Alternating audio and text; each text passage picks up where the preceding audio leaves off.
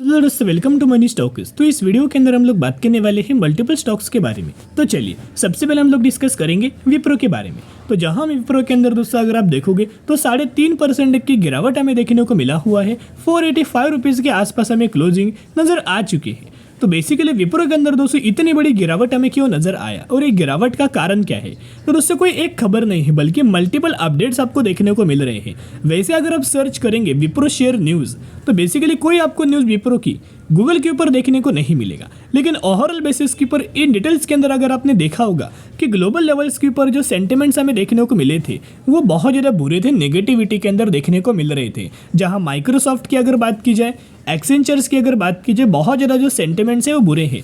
And Microsoft related आपको पता होगा करंटली क्या दोस्तों उस कंपनी के साथ हमें हो रहा है। तो कहीं ना कहीं उसी के वजह से जो आईटी सेक्टर के अंदर हमें आज के दिन गिरावट नजर आया है ना, विप्रो के अंदर है, इन्फोसिस के अंदर, टीसीएस के अंदर, एचएल टेक के अंदर, जितने सारी कंपनी हमें आईटी सेक्टर से बिलोंग कर रहा है वो ये खबर की वजह से गिरावट हमें देखने को मिला था। एंड रही बात मार्केट्स की, तो मार्केट की अगर बात की जाए तो मार्केट के अंदर भी बहुत ज़्यादा ग्लोबल लेवल से एक नेगेटिविटी न्यूज़ हमें स्प्रेड हो रहा है, जिसका इम्पैक्ट हमें डाउ जोन्स के अंदर भी देखने को मिला, यानी कि अमेरिकन मार्केट के अंदर भी नजर आया। एंड आज के दिन इंडियन स्टॉक मार्केट के अंदर भी नजर आ चुका है। अभी आप देख सकते हो सिर्फ एक सेक्टर के अंदर नहीं बल्कि पूरे मार्केट के अंदर भी गिरावट हुआ, मल्टीपल सेक्टर के अंदर भी एंड मल्टीपल स्टॉक्स के अंदर भी गिरावट नजर आया। जहाँ टीसीएस के अंदर भी 2.5-3% तक की गिरावट, एसबीआई के अंदर भी 5% एंड एक्सेंचर्स के अंदर भी ऑलमोस्ट 1.5 से 2% तक की गिरावट हमें देखने को मिला हुआ है। तो यही वजह से अगर आप ऑब्जर्व करके चलेंगे निफ्टी 50 यानी कि निफ्टी इंडेक्स की अगर बात की जाए तो जहाँ इसके अंदर ऑलमोस्ट हमें 2.5% से लेकर 3% तक की गिरावट हमें देखने को मिला है 650 पॉइंट के आसपास।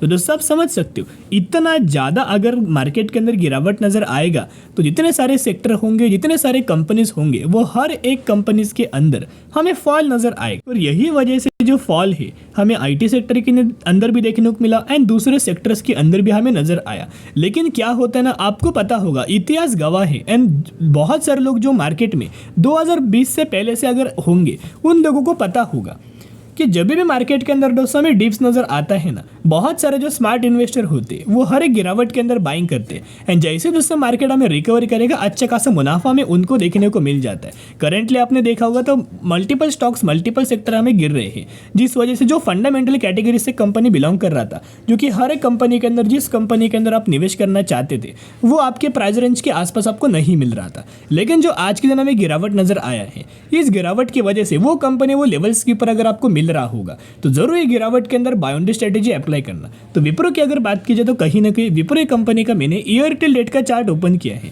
एंड रिसेंटली कुछ दिनों में विप्रो कंपनी के अंदर ऑलमोस्ट हमें 15% तक की गिरावट नजर आया। अभी विप्रो के अंदर गिरावट किया हुआ करंटली जो मैंने आपके साथ अपडेट शेयर किया था वो तो नेगेटिव तो है, लेकिन एक स्पेसिफिक कंपनी के अंदर विप्रो के ही अंदर एक नेगेटिविटी है, क्योंकि जो विप्रो के द्वारा आपने Q1 के नंबर्स हमें पेश किए थे वो उतने अच्छे खासे बिल्कुल भी नंबर्स हमें देखने को नहीं मिला था। तो नंबर्स आपको दोस्तों पता होगा कि ये नंबर्स बिल्कुल भी अच्छे नहीं थे, जहां कुछ पैरामीटर्स के अंदर अच्छा परफॉर्म किया है, कुछ पैरामीटर्स के अंदर बुरा परफॉर्म किया, लेकिन ओवरऑल जो मार्केट हमें एक्सपेक्ट कर रहा था वैसे कंपनी ने परफॉर्म नहीं किया। इस वजह से ओवरऑल मार्केट क्या कर रहा था, पहले से दोस्तों बुरा हमें रिएक्ट कर रहा था, राइट। लेकिन जो गिरावट है ये करंटली बहुत बड़ी गिरावट हमें देखने को मिल रहा है। लेकिन यही गिरावट के अंदर अगर आप म्यूचुअल फंड्स का डेटा अगर आप ऑब्जर्व करके चलेंगे तो हर एक महीने का डेटा मैं आपके साथ शेयर करना चाहूँगा, आप देख के चौंक जाओगे, क्योंकि म्यूचुअल फंड्स गिरावट के अंदर भी बाइंग करते हैं, तेजी के अंदर भी बाइंग करते हैं। अगर आप ऑब्जर्व करके चलेंगे रिसेंटली जून महीने के अंदर म्यूचुअल फंड ने माल बेचा था, लेकिन इससे पहले अगर आप ऑब्जर्व करके चलेंगे हर एक महीने के अंदर बहुत बड़ा माल हमें बाइंग किया है, जैसे कि फेब, मार्च, अप्रैल एंड मई। अगर आप ऑब्जर्व करके चलेंगे बहुत बड़ी क्वांटिटीज, बहुत बड़ा स्टेक हमें लगातार दोस्तों ये लोग बाइंग कर रहे हैं। तो आप समझ सकते हो कि शॉर्ट टर्म के अंदर नहीं बल्कि लॉन्ग टर्म के अंदर कंपनी शानदार तरीके से परफॉर्मेंस हमें बना के दे सकता है, क्रिएट करके दे सकता है, क्योंकि लंबे समय के अंदर कंपनी का शानदार तरीके से परफॉर्मेंस हमें हो सकता है। जो लोग 2020 से पहले कंपनी को जानते हैं उन लोगों को पता है कि कंपनी क्या है एंड एक बार कंपनी के अंदर तेजी अगर आने लगा तो कितना ज़्यादा कंपनी बेनिफिट देता है। तो हर एक महीने का म्यूचुअल फंड्स का डेटा को अगर आप ऑब्जर्व करके चलेंगे तो किन फंड्स के द्वारा कितने करोड़ की बाइंग है, चलिए डिस्कस करते हैं। कोटक का एक फंड है 48,000 crore buying, SBI 32,000 crore, Tata 11,000 crore, DSP 5,000 crore, ICICI 44,000 crore and UTI 6,000 crore. यानी कि अगर आप दोस्तों बाइंग का डेटा देखोगे तो बहुत शानदार तरीके से देखने को मिल रहा है।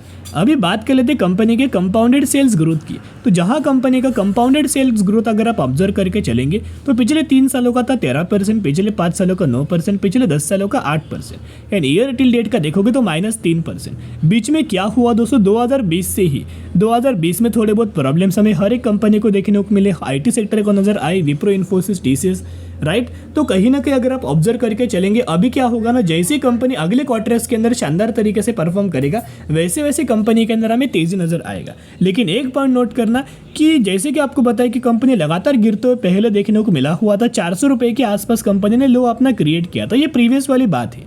तो जिन भी लोगों ने 400 रुपये के आसपास निवेश किया ना, बिल्कुल भी दोस्तों डरने की कोई बात नहीं है। अगर कंपनी और ज़्यादा गिरावट आती है तो जरूर कंपनी के अंदर बाउंड्री स्ट्रेटेजी अप्लाई करना, क्योंकि कंपनी का जो बिजनेस है ना वो फ्यूचर ओरिएंटेड है। एंड यहाँ आपको पता होगा कि ये विप्रो का दोस्तों एक रेजिस्टेंस लेवल था, इस लेवल को कंपनी ने ब्रेकआउट दिया था, राइट। लेकिन ब्रेकआउट करने के बाद हुआ क्या, यहाँ कंपनी के Q1 के नतीजे आए, नतीजे बिल्कुल भी अच्छे नहीं थे। इसी वजह से ये ब्रेकआउट है ना, ये हमें ब्रेकआउट बिल्कुल दोस्तों देखने को नहीं मिला, ये ब्रेकआउट कैंसिल हुआ।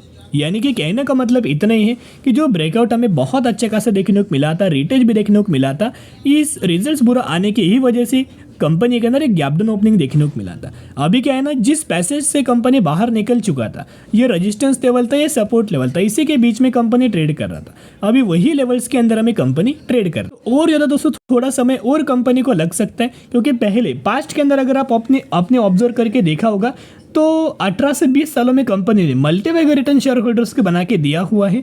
जिन लोगों ने इन्वेस्ट किए थे 20 साल पहले 10,000, उनकी कंपनी ने बना चुका है 1,000 करोड़। तो आप समझ सकते हो कंपनी कोई बुरा नहीं है, बहुत ज़्यादा कैपेसिटी है, एंड कंपनी लगातार दोस्तों आने वाले फ्यूचर में हमें बोनस दे सकता है। और पास में भी कंपनी ने बहुत बार 13 बार कंपनी ने शेयर होल्डर्स को दोस्तों बोनस हमें दिया हुआ है। तो आप समझ सकते हो लंबे समय के अंदर बोनस भी आपको मिल सकता है। अभी हम बात करने वाले हैं टाटा मोटर्स के बारे में। तो जहां हमें टाटा मोटर्स के अंदर आज के दिन 8% तक की गिरावट हमें देखने को मिला है, 1,015 रुपये के आसपास हमें क्लोजिंग नजर आ चुकी है।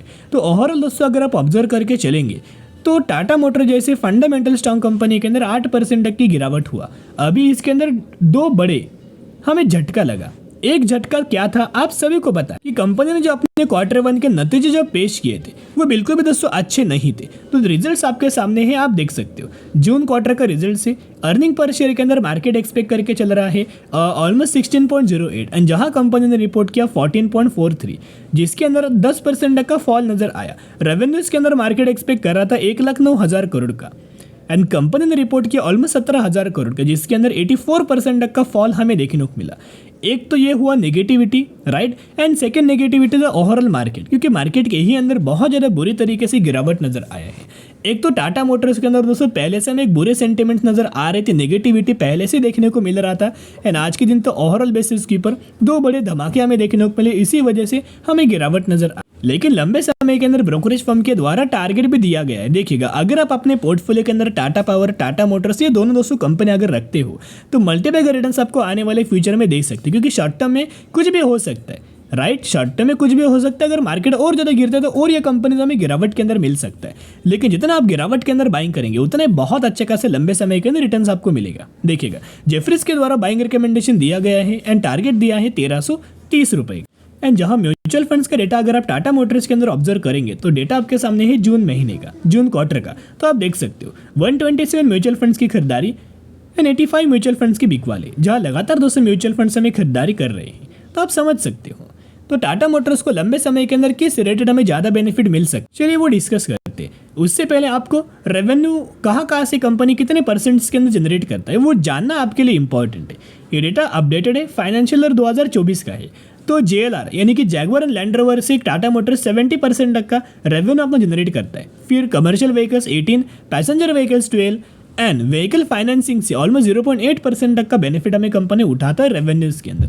तो मैक्सिमम आपको पता होगा करंटली JLR बहुत अच्छे खासा काम हमें कर रहा है। जैगुआर एंड लैंड रोवर जो पहले बिल्कुल भी अच्छा परफॉर्म नहीं कर रहा था, अभी बहुत अच्छे खासा परफॉर्म कर रहा है। बीच बीच में आपको अप्स एंड डाउन्स देखने को मिल सकते हैं, लेकिन लॉन्ग टर्म का अगर आप सोचेंगे तो 2020 में यही वो कंपनी था। टाटा मोटर्स 2020 में सिर्फ 70 रुपये पर ट्रेड कर रहा था, एंड 70 रुपये की कंपनी 1000 रुपये पर ट्रेड कर रहा है। तो आप समझ सकते हो कंपनी के अंदर बहुत ज़्यादा पोटेंशियल है, सिर्फ आपको होल्ड करना है लंबे समय के अंदर, तो ही वो कंपनी आपको आने वाले फ्यूचर में मल्टीपल रिटर्न्स क्रिएट करके दे। अभी हम बात करने वाले है टाटा मोटर्स के टेक्निकल चार्ट पैटर्न्स के बारे में। तो बेसिकली टाटा मोटर्स के अंदर दोस्तों एक ब्रेकआउट देखने को मिला था, आप देख सकते हो। ये कंपनी का एक रेजिस्टेंस लेवल था, ये कंपनी का एक सपोर्ट लेवल था। जब भी कंपनी के अंदर तेजी आता था यही लेवल्स के ऊपर कंपनी रेजिस्टेंस लेके वहां से फॉल हमें देखने को मिलता था। एंड जब भी कंपनी के अंदर गिरावट आता था निचले लेवल्स के ऊपर कंपनी क्या करता था, यही लेवल्स के ऊपर सपोर्ट लेके हमें तेजी दोस्तों देखने को मिलता था, आप देख सकते हो। एंड रिसेंटली टाटा मोटर्स के द्वारा हमें ब्रेकआउट दिया हुआ था लेवल्स का, जो कि जैन 2024 से कंपनी लगातार रेजिस्टेंस ले रहा है। जैसे ही कंपनी ने ब्रेकआउट किया, राइट, आप देख सकते हो कंपनी के अंदर शानदार तरीके से तेजी आ रहा था। लेकिन जैसे ही रिजल्ट्स आउट हुआ, जो कि रिजल्ट बिल्कुल भी अच्छा नहीं था, ऊपर से सेंटिमेंट्स बुरे थे, इस वजह से गिरावट हुआ। अभी क्या है ना, और ज़्यादा टाटा मोटर्स इस लेवल्स के बीच में हमें समय बिता सकता है, राइट, विप्रो भी एंड टाटा मोटर्स भी। तो दोस्तों कंपनियों का समय लग सकता है। जैसे जैसे कंपनी गिरावट के अंदर मिले ना, वैसे वैसे बाय ऑन डी स्ट्रेटेजी अपने पोर्टफोलियो के अंदर कंपनी को जरूर गिरावट के अंदर ऐड करना, क्योंकि फ्यूचर के अंदर कंपनी बाइंग करने का मौका नहीं देगा। अभी हम बात करने वाले हैं CDSL के बारे में। 2300 रुपये के आसपास हमें कंपनी की क्लोजिंग नजर आया एंड 780% तक का रिटर्न शेयर होल्डर्स को बना के दिया है। रिसेंटली कंपनी ने बोनस का अनाउंसमेंट किया है, रेशियो है 1:1 का। तो अगर आपके पास एक शेयर होंगे तो हर एक शेयर के बदले कंपनी एक बोनस शेयर आपको देने वाला है। तो स्टडी एनालिसिस जरूर करना।